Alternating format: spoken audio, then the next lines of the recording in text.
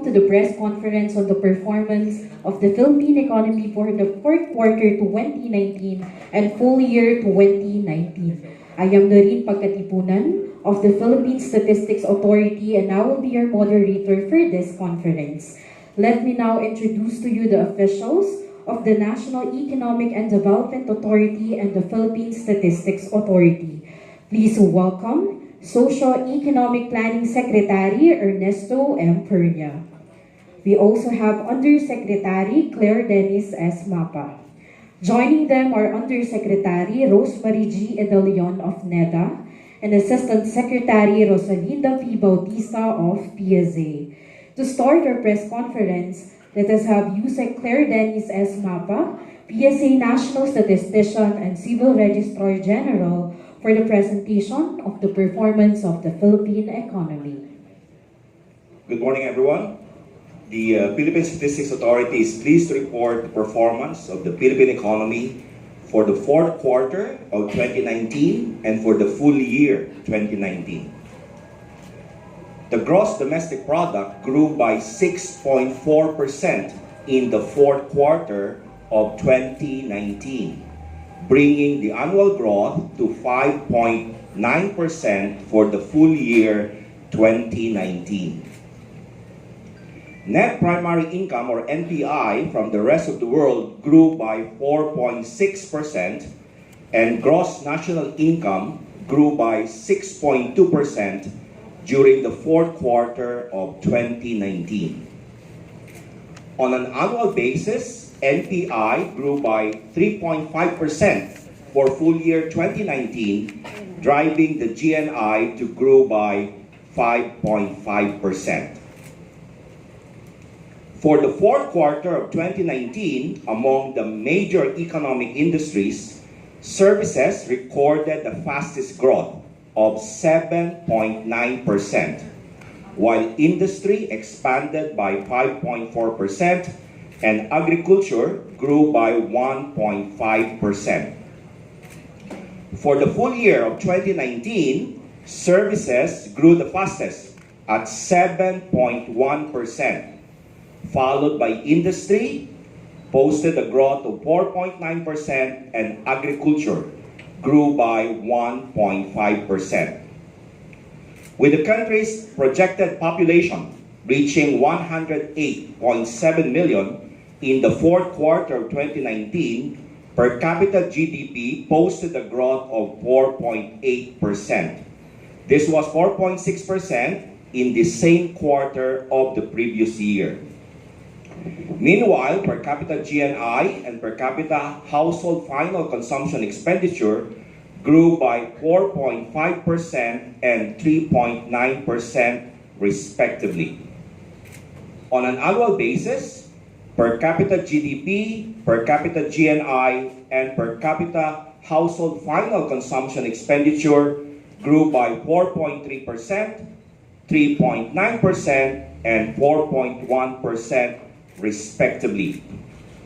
These were 4.6%, 4.3%, and 3.9% respectively in 2018. Among the three major economic industries, services had the highest contribution to the GDP growth in the fourth quarter of 2019 with 4.4 percentage points. This was followed by industry, contributing 1.9 percentage points, and agriculture with 0.1 percentage point. Of the 5.9 growth of GDP for full year 2019, 4.1 percentage points came from services, followed by industry with 1.7 percentage points, and agriculture with 0.1 percentage point. Among the productions of industries, public administration and defense posted the highest growth in the fourth quarter of 2019 with 17.1%. This was followed by financial intermediation at 10.9%, construction at 10.7%, and trade and repair of motor vehicles, motorcycles, personal and household goods at 8.6%. For full year 2019, financial intermediation exhibited the highest growth of 10.4%, followed by public administration and defense at 10.3%, trade and repair of motor vehicles, motorcycles, personal and household goods at 8.0%, and construction at 7.7%.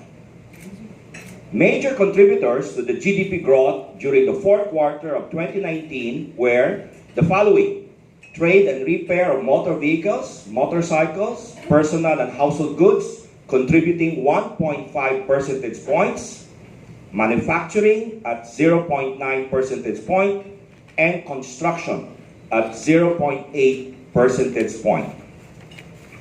For the annual 2019, major contributors to the GDP growth from the production side were the following: trade and repair of motor vehicles, motorcycles, personal and household goods at 1.4 percentage points, manufacturing at 0.9 percentage point, and financial intermediation at 0.8 percentage point. On the demand side, intellectual property products posted the highest growth with 23.5% during the fourth quarter of 2019, followed by the next three components: government final consumption expenditure at 18.7%, construction 11.8%, and household final consumption expenditure at 5.6%. For the full 2019, intellectual property products also exhibited the highest growth of 24.7%, followed by the next three components: government final consumption expenditure at 10.5%, construction 9.4%, and household final consumption expenditure at 5.8%. For the fourth quarter of 2019, major contributors to the GDP growth from the expenditure side were the following: household final consumption expenditure contributing 4.0 percentage points, government final consumption expenditure at 1.8 percentage points, and construction at 1.3 percentage points. For the full year 2019, major contributors to the annual GDP growth from the expenditure side were household final consumption expenditure at 3.9 percentage points, followed by government final consumption expenditure at 1.2 percentage points, and construction at 1.0 percentage point. The Philippine Statistics Authority appreciates your presence in this fourth quarter 2019 National Accounts Press Conference, and we look forward to meeting you again on May 7, 2020, when we report the performance of the Philippine economy for the first quarter of 2020. Thank you very much and good morning. Thank you very much, Yusek Mapa. Now let us hear the statement of NEDA Secretary Ernesto M. Pernia. Our partners from the Philippine Statistics Authority, colleagues in government, friends from the media, ladies and gentlemen, good morning. As announced by the Philippine Statistics Authority, the growth of the Philippine economy continued to accelerate in the last quarter of 2019 to 6.4% from the revised 6% in the previous quarter, and 6.3% in the last quarter of 2018. This is in line with the median forecast of the private sector. Compared with other major economies in the region that have already released their GDP growth in the fourth quarter, the Philippines likely ranks second only to Vietnam's 7% and higher than China's 6% growth rate in the fourth quarter. On the demand side, growth was driven by the ramping up of government spending after the budget delay in the first half of 2019. Public construction significantly increased by 34% in the fourth quarter of 2019 with the completion of the DPWH payment for the acquisition of right-of-way and construction of government buildings.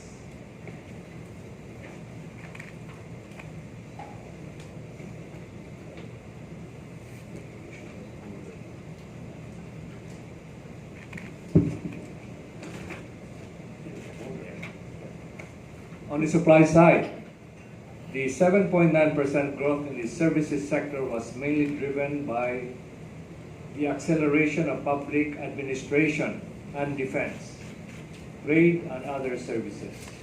However, this was partly tempered by the slowdown in agriculture. In particular, there was production decline in corn, sugar, and bananas, primarily because of delayed planting and harvesting due to the El Niño phenomenon during the first half of 2019. Livestock growth also moderated following the strict implementation of and monitoring of movements of live animals across provinces as local government authorities work to avert the spread of the African swine fever. On the upside, improved output was recorded for coconut and the fishing subsector as higher demand in some regions induced some ponds to resume operations. Good weather conditions also allowed better fish catch and more fishing trips. This fourth quarter 2019 growth outturn brings the full year 2019 economic growth to 5.9%, the slowest in 8 years and slightly below the low end of the 6 to 6.5% revised target of the government for the year. We have seen our economy facing several challenges right at the start of 2019 as the budget impasse led to delays in the implementation of government programs and projects. Adding to the problem was the election ban on certain, mainly infrastructure projects. Therefore, we are thankful that our colleagues in Congress and the Department of Budget and Management ensured the timely passage of the 2020 General Appropriations Act and also approved the validity extension of the 2019 fiscal program until the end of this year, both of which are critical to our efforts to spur economic growth.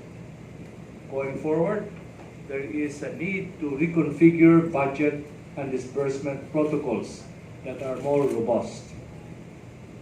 We now need to significantly improve the absorptive capacity of the government agencies for faster implementation and completion of key social programs and infrastructure projects. We also need to swiftly address issues such as the difficulty in the acquisition of right-of-ways, delays in the procurement, and restrictive auditing and auditing rules and skill shortages. Moreover, we need to effectively manage the country's inflation to boost household consumption by proactively addressing potential supply shocks, especially on key agricultural commodities. We must also remain vigilant on the developments in the international oil market with the recent emergence of tensions in the Middle East, which could put upward pressure on domestic oil prices and other energy-related items. Meanwhile, the continuing eruptions of the Taal volcano and onslaught of typhoons in the latter half of 2019 have brought significant damage in agriculture and fisheries sector in the Calabarzon especially. The Agriculture Department and concerned local government units should fast-track the release of production support and cash or loan assistance programs to the affected farmers and fisherfolk, as well as the implementation of the recovery and rehabilitation plans for the affected areas. The effects of the El Niño phenomenon also affected our country's performance in the first half of 2019. Based on the latest monitoring of the Philippine Atmospheric and Geophysical Services Administration, the El Niño neutral situation will likely continue until the third quarter of the year, with only 4 to 7 tropical cyclones expected to enter the Philippine area of responsibility from February to July 2020. The agriculture sector should take advantage of this relatively favorable weather condition to scale up its production, particularly of high-value crops. We also need to redesign our agriculture programs and projects to make them resilient to weather shocks and adaptive to climate change. The rollout of the programs and projects under the rice tariffication law, including seed distribution, farm mechanization, and extension services, should be speeded up, as only around 54% of the rice tariffication enhancement program or fund was obligated and released as of the end of 2019. In addition, the provision of unconditional cash transfers for rice farmers who are affected by lower palay prices should also be fast-tracked. Assisting farmers to shift to high-value, short-maturing, high-yielding crops should also be made a priority in agriculture. Furthermore, we must sustain our disease control measures amid the continued presence of the African swine fever in the country, since the number of culled pigs has already increased to 136,770 pigs. On the external front, the International Monetary Fund revised its global growth projections downward again to 3.3% this year, attributed to persisting social unrest, trade uncertainties, rising geopolitical tensions between countries, and worsening climate-related disasters such as bushfires, tropical typhoons, and flooding across the world. Therefore, we need to sustain our strong macroeconomic fundamentals to withstand external shocks and promote growth over the medium term. We should also diversify our products and markets, as well as establish and improve new and existing trade relations with strategic partners. The possibility of relocating manufacturing operations of MNCs due to trade disputes has opened up opportunities.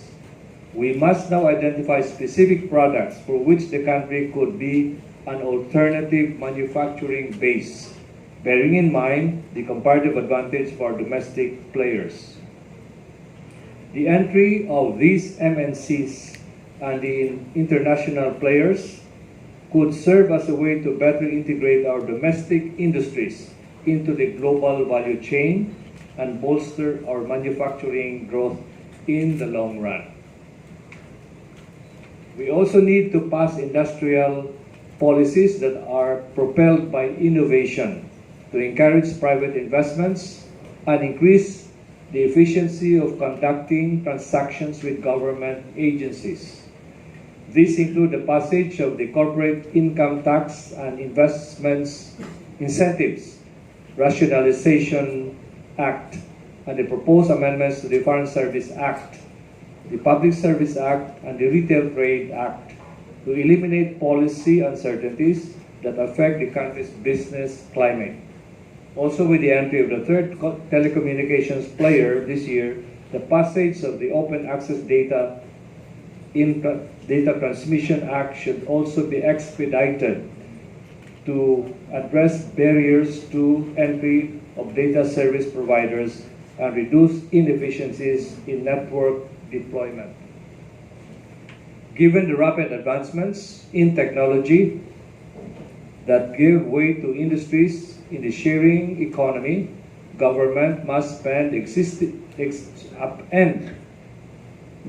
existing rules and adopt new regulatory framework or approach to adapt to these advancements. Innovations in ride and room sharing services, such as those offered by the Angkas, Grab, Airbnb, and other similar services need to be encouraged. The government should not be an obstacle to such innovations. We must be able to assess social and economic impacts carefully, strive to understand the new environment, and to provide policy responses that are both clear and evidence-based. We are now in the final stage of the midterm updating of the Philippine Development Plan 2017-2022. We note that many reforms have been enacted into law. For a number of agencies, these new laws imply additional mandates.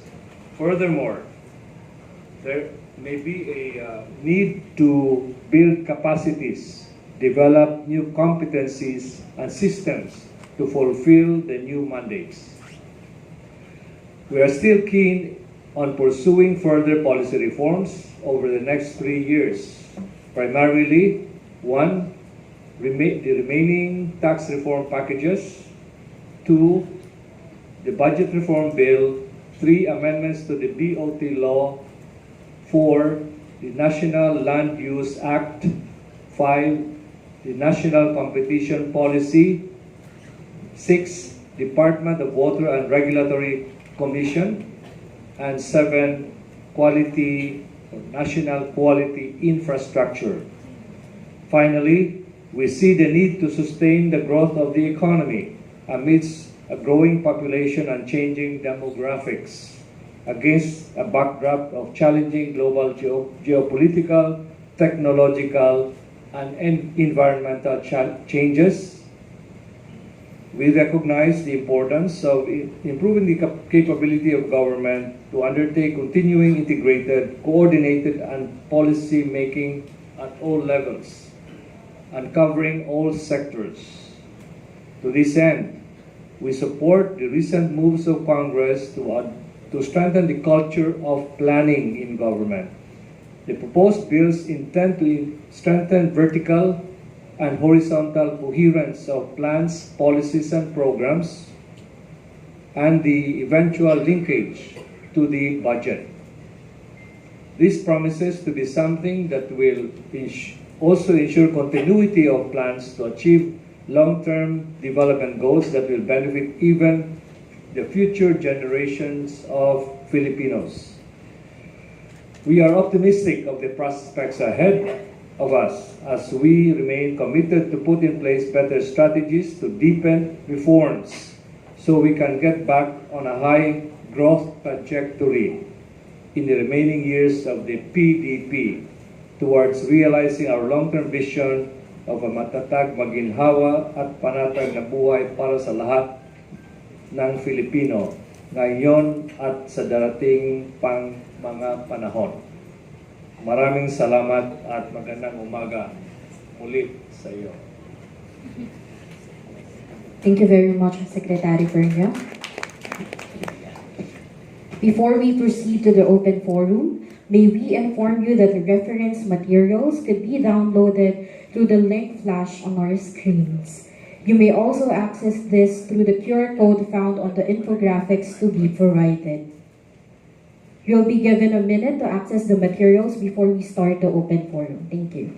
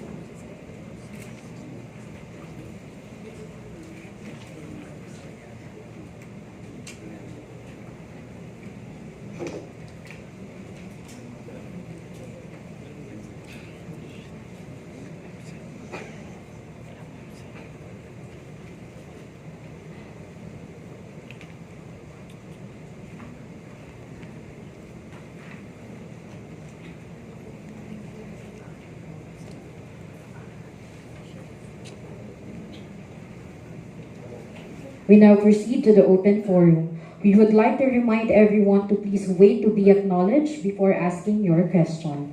Once acknowledged, please say your name and organization. We will also appreciate if you could limit your questions related to the performance of the Philippine economy. The floor is now open for your questions. Anyone?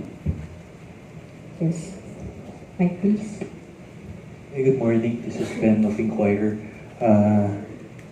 Have you computed, sir, or ma'ams, what could have been the GDP growth rate last year if we spent on time the 2020 budget? Would it have reached 7% perhaps? And the second question, because in 2018, inflation was the spoiler, in 2019 it was the delayed budget. For 2020, are you seeing any emerging spoiler to growth, and what can we do about it? Thank you. Well, on the first question regarding the what could have been, what might have been, if not for the delay in the passage of the 2019 budget, I think our estimate before was a full percentage point was lost because of the delay in the passage of the budget. So, if we just use that again, then we could have hit close to, if not, right smack 7% this year. That's our guesstimate, but a good guesstimate. Okay, and then you had a question about the spoiler last year was the other year, 2018 was the high inflation. And moving forward, well, there are a number of uncertainties that are emerging or will emerge, and we still have the current challenges and headwinds that are likely to have an effect on the economy, like the trade tensions, the emergence of the Middle East crisis, and weather disturbances, those things. And the other thing is we really should be let me say that in another forum.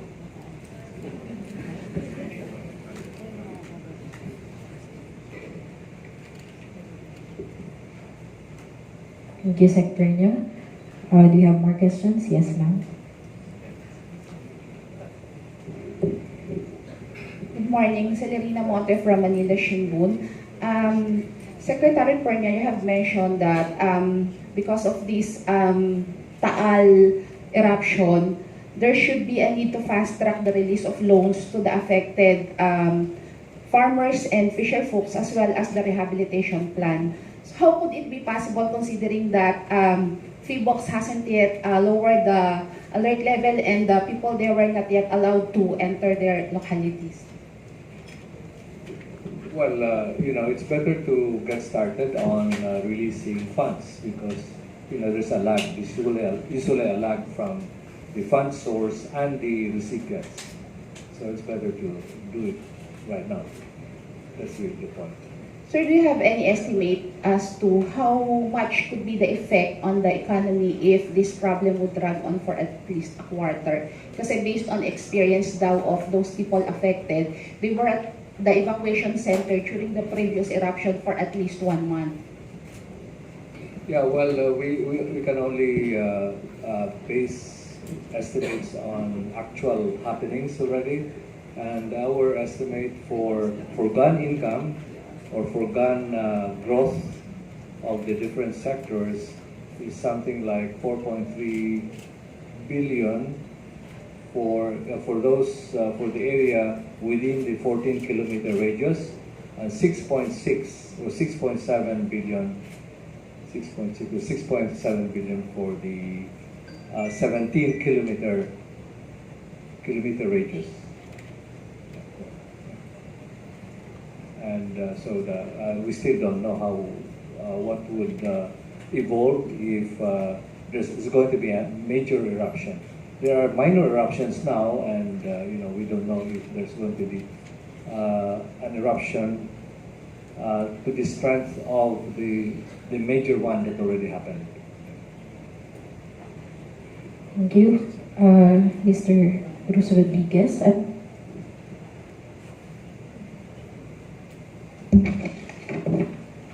Good morning. Good morning, I'm Bruce Ortigas from ABS-CBN News. Now that we saw full year growth, and you mentioned earlier that there were several external factors that may prove as challenges for the Philippine economy in 2020.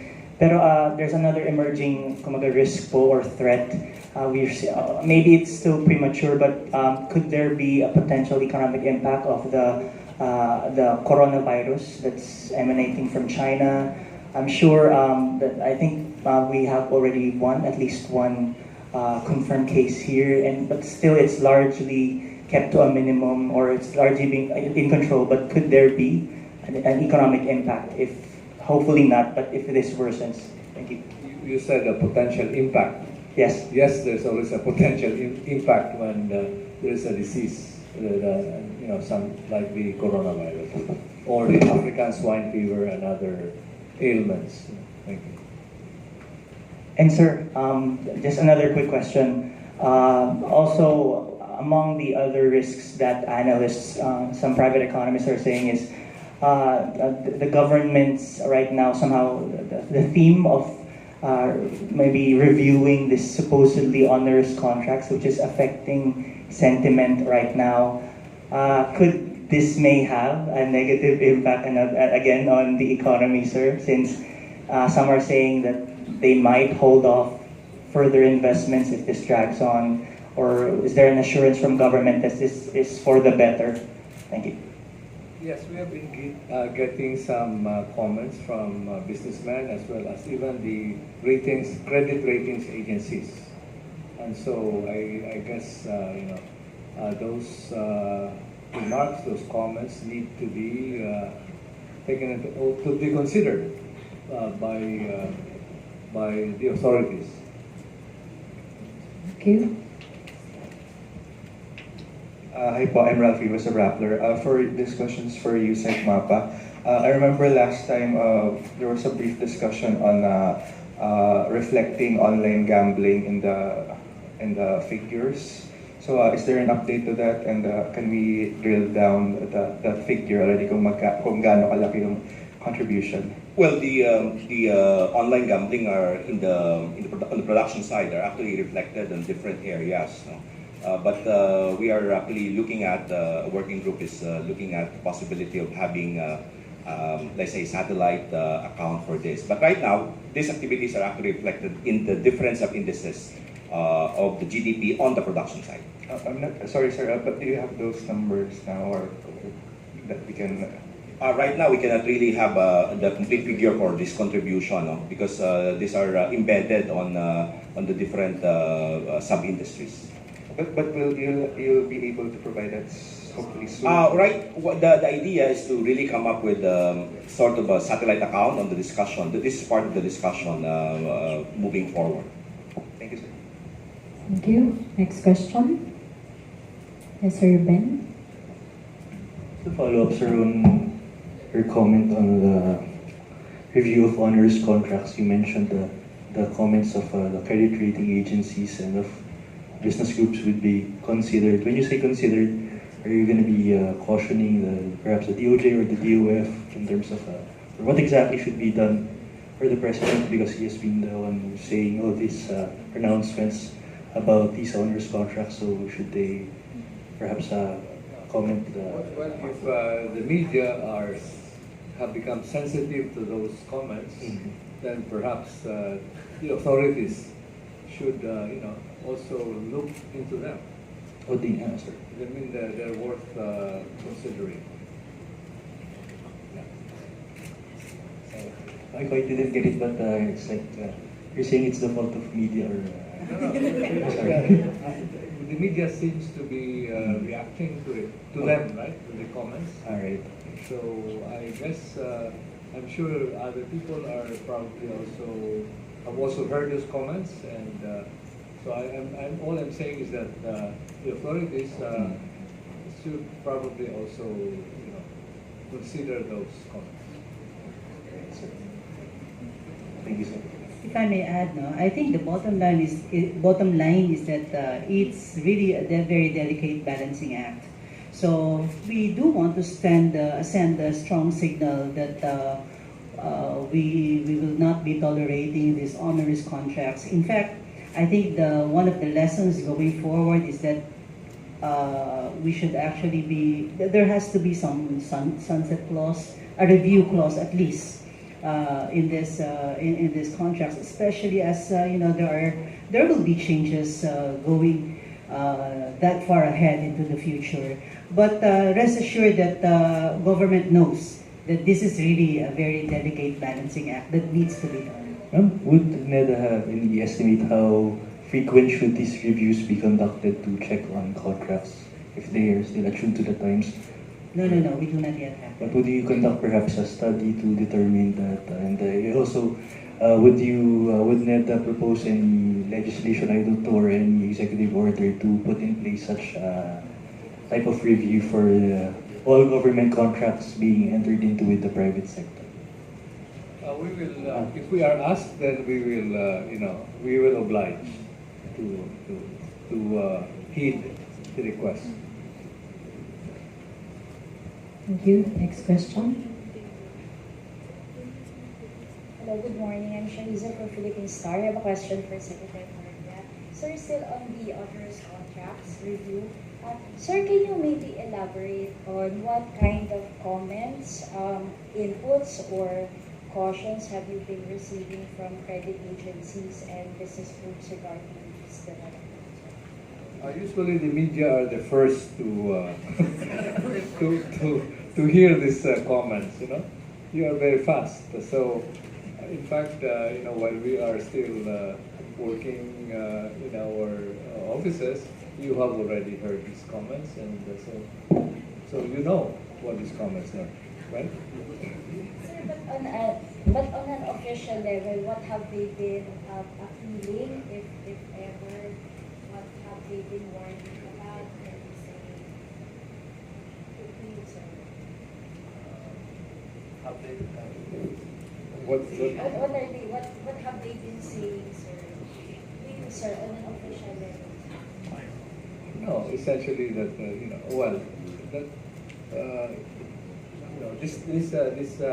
these matters are very sensitive. All right. Next, yes, Ms. Kai. Sir, good morning. Ma'am, sir, good morning. I'm Kai Ordinario from Business Mirror. I just wanted to ask, on the contract review, sir, di ba may powers ang NEDA to conduct contract reviews? So when does that come in? And then, it's in the website. And then also, second, on the impact on poverty, slower growth last year, full year 5.9. So how is that going to affect poverty as well as the country's goal of entering upper middle income this year? Thank you. Yeah, well, I don't think NEDA has the expertise to review contracts. That is DOJ's territory, and perhaps Department of Finance, but not NEDA. And regarding the impact of slower economic growth in 2019 on poverty, what really matters in terms of poverty reduction and employment generation is the quality of economic growth. Meaning, if the quality of economic growth is tending to favor the neglected sectors, especially the poor sectors, poor households, then it's going to be beneficial for poverty reduction and employment generation. So the important thing is that the economic growth is job generating, that can absorb poor workers from the poor sector. And I think that has been happening, and that is why we saw a sharp reduction in poverty from 2015 to 2018. Thank you. Sir, agriculture is where a third of the labor force is. With a 1.5% growth in the fourth quarter, how's that going to affect? Do you think poverty worsened for farmers and fisherfolk? For fisherfolk, actually, we saw an increase in their production. And then with respect to agriculture, again, the slowdown or the decline is actually not uniformly felt. In fact, for Palay, if you've looked at your detailed tables, it actually saw an increase in production in the Palay. It was really just in the corn, banana, and sugar where we saw declines, but this was really because of the delayed planting and harvesting because of the El Nino. But that means that they were still doing something during that fourth quarter, meaning they were probably also receiving income, especially for those who are the farm workers. Yes, follow up. Sorry, last. On the upper middle income status for this year, is that still feasible?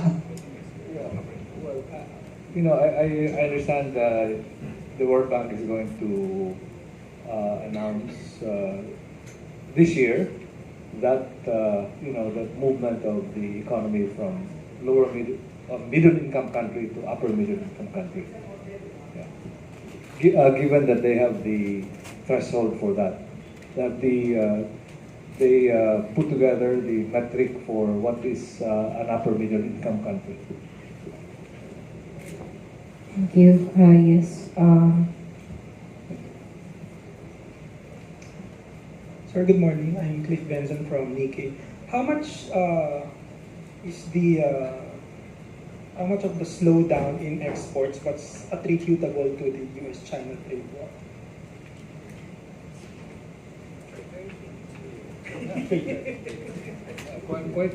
Quite substantial, I guess, because not so much directly, but indirectly by slowing global economic growth, meaning the demand for exports from countries like the Philippines has also slowed, has weakened. Thank you. Because of the global economy. And do you expect recovery this year, considering that there's a phase 1 trade deal that has been agreed, or do you see the same environment that we see in 2019? Well, it remains to be seen because the general reaction has been that it's not really a great change in the previous status of before the signing of that first phase. So, as I say to when I'm not sure, is vamos a ver. Thank you, sir.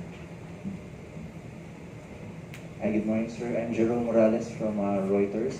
So there's this, the budget has been approved on time this year, and there's the extension of the budget from last year. So with all these factors, how do we see our growth for 2020? Well, I think other things being equal, compared with 2019, I think the growth, economic growth, given the favorable passage of the budget and also the extension of the 2019 budget till the end of the year, it's going to be, the impact will, the favorable impact will be bigger in terms of economic performance.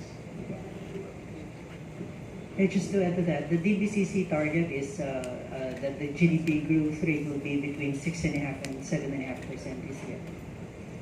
So just to pin this, sir, is it achievable this year with all these good factors that we see? Is it achievable, attainable? How do you describe your optimism for this year's growth? Thank you. Yeah, but like you said, we need to address the absorptive capacities of government agencies. But so far, that has not been a problem under this administration. Still, we cannot be complacent. So we think it is very much actually achievable this year. Thank you, Yusek Rosa De Leon. Next, we have another one from Inquirer. Sir, just to clarify, we noticed on the PSA website that the 2020 GDP figure will have a 2018 base year. Can you tell us more about it? Because it could be confusing for us covering and what will happen. And also for the economic planners, will there be adjustments to the targets to put them in line with possible rate adjustments? Okay, right now the base of the GDP is 2020. And part of 2000, 2000, and part of the improvement in the measurement is really to rebase it. And for 2020, we will be rebasing it to year 2018. And in addition, on the production side, we will be adding more sub-industries. The idea is some of these are growing, and we have to measure them separately. But rest assured, prior to the May 7, 2020 announcement, we will engage the media in terms of explaining the differences in the methodology. If we were going to be rebasing it 1 year, what would happen to the rates? Would they be bigger or to the past rates of the previous years? What would that? Well, I cannot say right now the adjustment because it depends on the different components. No? But once we rebase, we will also be reporting the previous years based on the new 2018 base year. Thank you, Yusek Mapa. Yeah, just to answer the second question, we will be studying very carefully how we will be adjusting our targets. To be in line with the revised, rebased NIA. Thank you. Yes, we have another one from Ms. Kai. There's a lot of talk earlier on explanations on the ASF.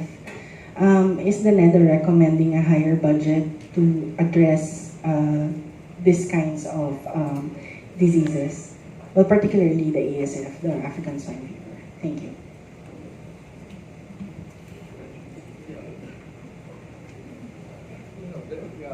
Well, those things have been considered in the DA, in the Department of Agriculture, and also DOH.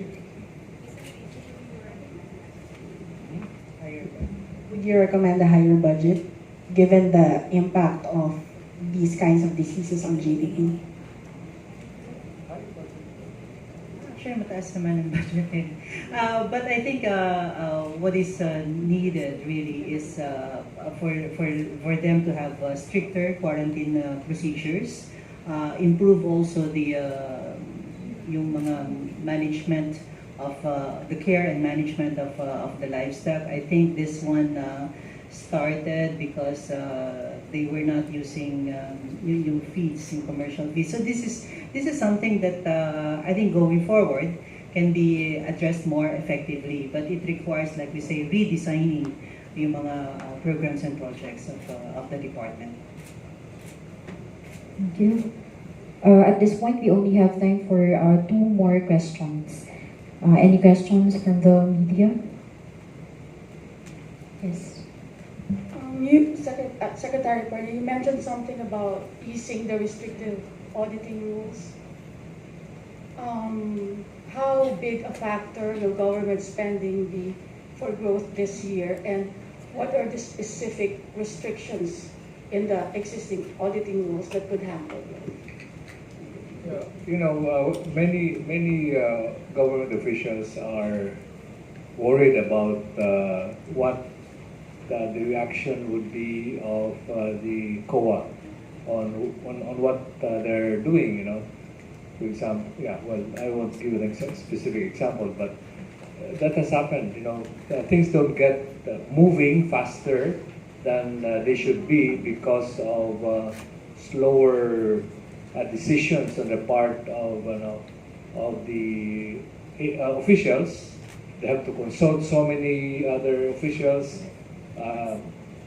lower undersecretaries or other officials across agencies before they act. So there's a delay. The delay can be, as long as it's happening all the time among government agencies. Hesitancy to decide on certain actions that are critical to economic efficiency.